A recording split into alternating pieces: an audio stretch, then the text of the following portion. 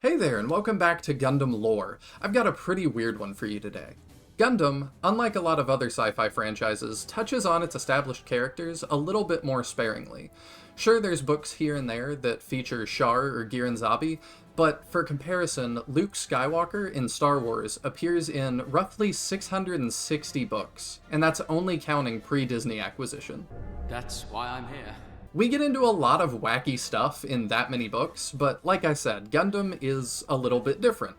That's why when a new manga dropped called Rust Horizon, it raised some eyebrows, and we're gonna get into that story today.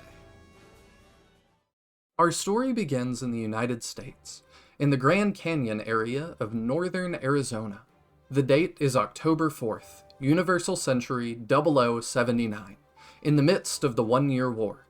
We join a Federation crew listening to the breaking news that young Garma Zabi has been killed in action. It's weird to think about how often this Garma death scene is used to establish exactly what time it is. We can line this up perfectly with 08 the Mess Team if we want to. Hey guys, the Zeons are giving a speech. What? We are finished? Hey, No, isn't that Zeke we are big only shot? beginning. How is it the Duchy of Zeon has fought on until now when our strength is only 1/30 Just look at that of the Earth Zeke. Federation? He's nuts. Nanao and his squad are going to pick up their new commander, who's being airdropped in, but, yeah, it's never that easy. Our Federation heroes race off to find their commander in turmoil, but they aren't exactly sure where he's dropping. The Grand Canyon area is like 277 miles long, so if they just had to guess, it would take a really long time to figure it out. The squad starts to wonder if their commander actually knows what he's doing, or if he's just some nepo-baby that's getting dropped into their laps to deal with. I heard he's a wartime appointment from the private sector, and that he got appointed to lieutenant commander thanks to his connections. Do you think it's true the new commander is related to General Revil? I heard his wife is the general's niece and took his name or something. So he might be related to the famous Federation General Revil, but he's like a nephew-in-law? It's very tangential. While bantering, the squad run into some members of the Desert Anarchist group operating nearby, and they're willing to trade the location of the Federation supply ship they just saw crash, if the squad is willing to give up some of their fuel and medical supplies, and time is of the essence because they've also, allegedly, seen Zeon forces in the area looking for the same ship. A deal is reached, and the Anarchists take our Federation squad straight to the ship, and to Commander Leo Baronarchs, who, despite being unrelated by blood, really is the spitting image of a younger General Revil. The only problem is that Zeon got here first. As the Federation soldiers try to hatch a plot to get him out of this situation, a Zeon Luggan comes over the horizon that'll see them in mere moments, so it's game on! The Luggan is shot down, but the Zeon platoon is alerted to the would-be ambush and bullets start flying. The ambush is a failure, and Nanao's Type 61 tank is shot. He gets out to fix it, but the Anarchists are still hanging around, observing, which he doesn't take very kindly to. You look like this war has absolutely nothing to do with you. How can that be? People are killing each other right in front of you. You're part of it. The cowboy in front of him smirks. You're right, you know. You're a fine soldier. He borrows Nanao's headset and removes his disguise to reveal himself as Commander Leo Baronarchs, the nephew-in-law of the prestigious General Revil. The crew is pretty confused since the guy they're currently trying to save is the commander, but the actual commander reveals that the man in the valley is actually just his pilot, Lieutenant Nate, who he swapped uniforms with. He does this because an enemy soldier would probably be left for dead, but an enemy officer wouldn't be killed. Zeon would give them medical care and capture them alive. Acting Commander Zu Grande takes issue with that, asking, "A rank insignia is the pride of a soldier, isn't it?" But Leo responds to him, "I didn't earn mine on my own. If that's what it takes for a good pilot to survive, then I'll gladly let the dogs eat mine."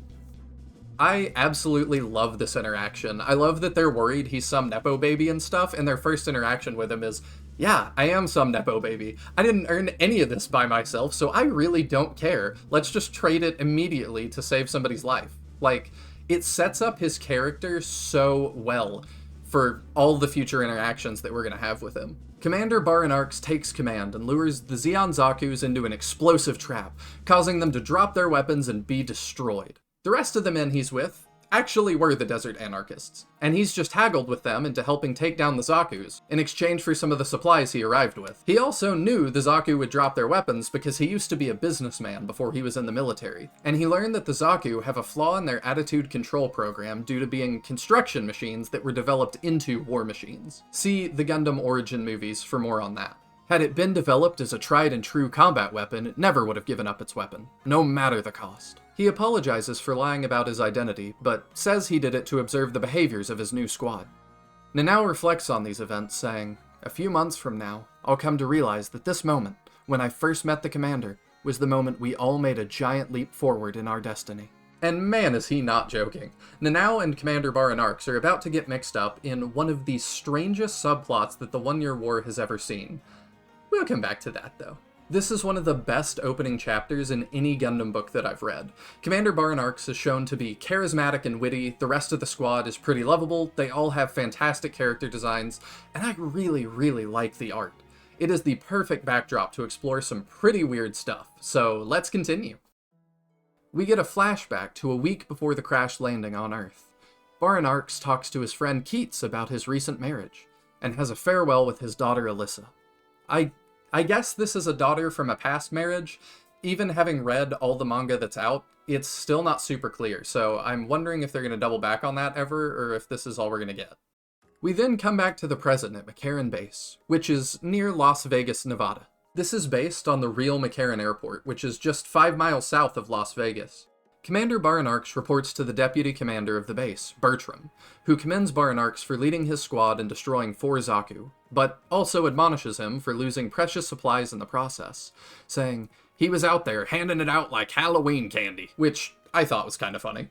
Bertram, the base commander, really doesn't like our commander, Baronarchs, and I don't think he's supposed to be sympathetic, but honestly, I get it. He's worked really hard to achieve the rank he has, and Baronarchs is just a nepo-baby who immediately gets the exact same rank when he joins up in the military. He hasn't even had his first mission yet, he's dropped planetside and immediately had to be rescued, so I get why this guy is not a fan. Can you imagine a famous soldier like the American Sniper guy, Chris Kyle? Let's say his cousin, twice removed, joins the military a week ago, gets elevated to the same high rank that you are, and now he's your responsibility, you've already had to rescue him, and the high command is looking at you to make this guy look good. You wouldn't like that guy either. So Bertram gives our Nepo commander his first real mission, a shopping trip to try and replace the supplies that he's already lost. Our heroes head into Las Vegas, which Zoo points out hasn't really changed from the AD calendar. The crew talks the mission over and quickly realizes that this is an impossible mission. We cut back to base to even see Bertram saying as much to his accountant. The whole point is to get Baronarchs to admit defeat, or to take the supplies by force and get court-martialed. Either way, he'll be out of Bertram's hair. But Leo Baronarchs is no fool. He takes the team to a super luxury hotel and informs the security that he already has an appointment with Mr. Vellum, the most powerful gangster in all of Las Vegas, much to the shock of everyone else. Realizing it was an impossible task through military channels, he decided to call in some old contacts from when he was a businessman, which really makes me wonder what he was employed doing before this. We don't have to wait long for a hint though, as Mr. Vellum tells him that he only took the meeting because Louis & Co. from Hong Kong called and asked him to take care of the matter. Baronarchs says that Louis-O? I don't know, I really struggle with this name, but he says that Louis-O owes him a favor from when they had some dealings together, when they were working at the trading company. I don't know what you want to make of that. This is super vague, probably on purpose, but if you'll remember, we actually see Louis-O and company in episode 17 of Zeta Gundam. Amuro and Beltorchica go to their main building and run into Mirai, who's trying to get black market tickets up to the colonies. We see them again in Gundam narrative, doing only very good and noble things, I'm sure. All this to say, they're an extremely influential group in the greater Gundam story, and them owing Baronarchs a favor means he's a pretty serious dude. This gang leader Vellum is down to help out, but of course, he wants something in return. Holy crow, there's a goof down there! Vellum says there's a bunch of degenerates and defected Zeon that have taken over a dam that provides electricity to the city. Baronarchs' squad needs to take care of them, but they're situated in such a way that they can't just be shot at without damaging the dam. That is a whole lot of dam. Not to worry though, our boy Baronarchs has a plan. Let's get some babes. Even if we gotta pay for 'em. Luckily, he's a pretty handsome and smooth-talking guy, so that's not much of a problem. Before things go too far though, Baronarchs puts his cards on the table and gets Lizzie to agree to spying on the enemy. But, of course, she's even more interested in him now. I really like the chemistry that these two have together. And I'm not the only one that noticed, because at that exact moment, a car drives by and Base Commander Bertram is there to see it all. That is the exact kind of luck I have, so I relate pretty heavily. Anyway, Lizzie has some success and Baronarchs rallies the troops. The Federation troops rush the dam with their gems, but the brigand forces are ready for them. Ensign Feld and Zoo take a beating before being ordered to retreat, and the ruffians pursue them, directly into the barrel of Nanao's tank guns. The dam is saved, and the supplies is dropped off at the base, exactly at asking price. Bertram is thrilled. The base doctor also comes out to inspect the medical supplies that were able to be secured. But the twist here is that she's actually admiring her own handiwork, for she is none other than Lizzie, the mysterious woman of the night. I really dig this twist. I don't know what she was doing there at the time, but it's still pretty fun. But while our heroes are celebrating in Nevada, sinister things are happening in a nearby California Xeon base. Colonel Makuve is overseeing the production of a new Xeon mobile suit based off parts blasted off the Trojan Horse, or the White Base as we know it, and a captured Federation mobile suit. The pilot has already been selected as Ensign Remia Lalin, one of the top students from the first graduating class of Xeon's Earth Academy, and in her cockpit, Remia has a photo of her and her childhood friend, Isolina Eschenbach, Garmazabi's girlfriend. That concludes video 1 of the Rust Horizon series. This has been a lot more of a contentious series than a lot of the other manga, but I really like it so far. The story seems pretty well written, and I like a lot of the characters, Leo Baronarchs in particular. He's a more aloof guy than we usually get for Federation higher-ups, but his associations with Luio and company make me feel like he's got some darker skeletons in his closet from before he was a military man. So like, last week. I think the people who aren't into this story mainly are coming at it from how weird of a premise it is, which, fair. Having a distant relative of a character like General Revil be your lead, and then throwing in characters like Isolina definitely puts you in danger of coming across like fanfiction. But they haven't quite crossed that very fine line for me yet, though I can understand how they have for some people. Whether or not it's a good story as a whole though, I can't wait to figure that out with all of you. Make sure you like, comment, and subscribe to see the next part. Thank you to Zeonic for the translation. I have been Gundam Lore, and I will see you in the next one. The Zombies are looking for something. Some talk even made it out that the Red Comet was forced to resign from his post. Were they looking for someone to pin the blame for it all? How familiar are you with Caecilia's special service? One of her special service Trueborns was dispatched right after Garma's death.